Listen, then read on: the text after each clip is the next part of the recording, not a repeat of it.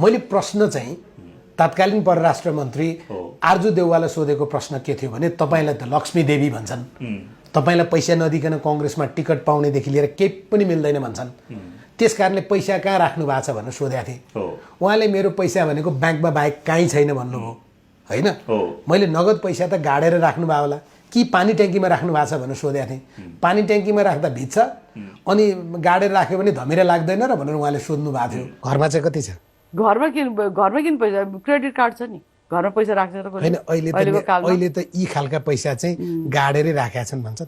हो र? कसरी गाड्ने? त्यो पहिला कसले ट्याङ्कमा गाड्यो भने जस्तो ट्याङ्कीमा त लुकायो होला। गाडेर राखेर पैसालाई धमिराले खाँदैन र? तर संयोग के परेछ भने उहाँले गाडेर राखेकै हालतमा पैसा झिकिएछ र धेरैले मेरो त्यो फुटेजलाई चाहिँ सेयर गरेको मैले देखेँ र कतिपयले के पनि भनेको मैले पाएँ भने तपाईँलाई त पहिल्यै थाहा रहेछ उहाँले पैसा गाडेको। तपाईँको यो अनुमान मात्रै थियो होइन राजेन्द्र सर? यो अनुमान होइन, यो छ भन्ने यहाँको।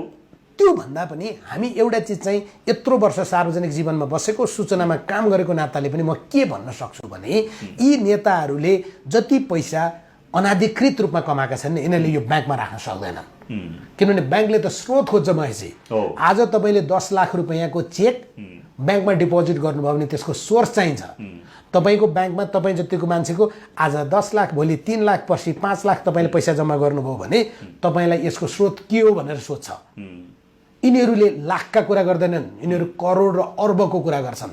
त्यसकारणले यिनीहरूले यो पैसा नेपालकै ब्याङ्कमा राख्न सक्ने सम्भावना थिएन।